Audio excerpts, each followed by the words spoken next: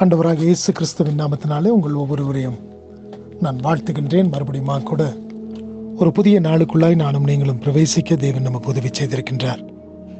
நிச்சயமாய் கர்த்தர் நம்மோடு கூட இருந்து ஒவ்வொரு நாளையும் நாம் கடந்து வரும்படியான சுகத்தையும் பலத்தையும் கிருபையும் நமக்கு பாராட்டுகின்ற தேவனாக இருக்கின்றார். எனக்கு பிரியமான தேவச்சனமே, இயேசு கிறிஸ்துவை தெய்வமாக கொண்ட ஜனங்கள் பாக்கியம் உள்ளது என்று சொல்லி நாம் வேதத்தில் பார்க்கின்றோம். அப்படி என்று சொன்னால் இந்த காலை வேளையிலும் கூட அவரை நானும் நீங்களும் தெய்வமாய் பெற்றிருக்கின்றபடியினாலே பாக்கியம் பெற்ற ஜனங்களாக அவருடைய சமூகத்தில் கூடி வரும்படியான ஸ்லாக்கியத்தையும் கிருபையும் நாம் பெற்றவர்களாக காணப்படுகின்றோம். நிச்சயமா இந்த பூலோகத்தில் பார்க்கும் பொழுது அநேக வேளைகளிலே என்னை தேற்றுவதற்கும் ஆற்றுவதற்கும் ஒருவரும் இல்லையே என்று சொல்லி கலங்கி போன ஒரு சூழ்நிலையில ஜனங்கள் வாழ்கின்றவர்களாக காணப்படுகின்றார்கள். ஆனால் உங்களுக்கும் எனக்குமோ அப்படிப்பட்ட ஒரு நிலைமை இல்லாதபடிக்கு உங்களை ஆற்றும்படியாய், உங்களை தேற்றும்படியாய், உங்களை விசாரிக்கும்படியாக, உங்களை நல்வழிப்படுத்தும்படியாக ஆண்டவர் உங்களோடு கூட இருக்கின்ற தேவனாக இருக்கின்றார். உங்களுடைய காரியங்கள் எல்லாவற்றையும் அவர் அறிந்த தேவனாக இருக்கின்றார்.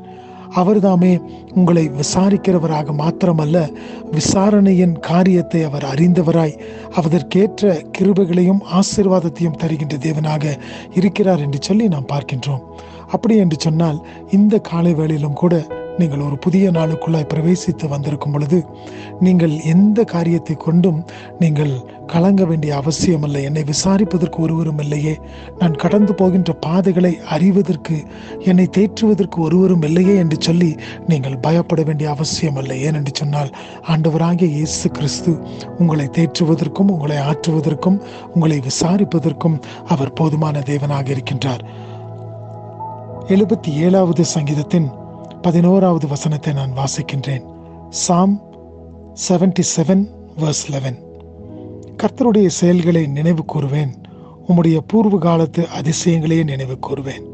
இந்த இடத்துல பார்க்கும் பொழுது ஆசாப் சொல்லுகின்றார், கர்த்தர் செய்த எல்லா விதமான அவருடைய செயல்களையும் நான் நினைவு கூறுகின்றவனாக இருக்கிறேன் என்று சொல்லி.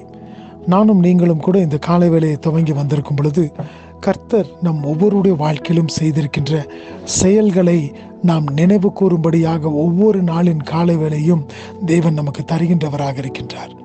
அநேக பாடுகள் உபத்திரவங்களின் ஊடாய் நாம் கடந்து வந்தாலும் அந்த நாளை நாம் துவங்கும் பொழுது ஒரு நாளை நாம் எப்படி முடித்தோம், அந்த அடுத்த நாளுக்குள்ளாய் நாம் எப்படி கடந்து வருகிறோம் என்பதை நாம் அறியோம். ஆனால் எல்லாவற்றையும் தேவன் அறிந்திருக்கின்றார்.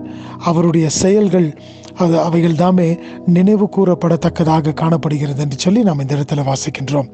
அடுத்ததாய் பார்க்கும் பொழுது உம்முடைய பூர்வ காலத்து அதிசயங்களை நினைவு கூறுவேன். ஆம், எனக்கு பிரியமான தேவச்சனமே, நானும் நீங்களும் கர்த்தர் நம்முடைய பூர்வ நாட்களிலே, கடந்து போன நாட்களிலே செய்த அதிசயங்களை நினைவு கூறும்படியாக கிருபை பாராட்டியிருக்கின்றார். ஒருவேளை இன்றைக்கு நான் ஜீவனோடு இல்லை என்று சொன்னால் நான் எப்படியாக நினைவு கூற முடியும்? அவருடைய அதிசயங்களை நான் எப்படி விவரித்து சொல்ல முடியும்?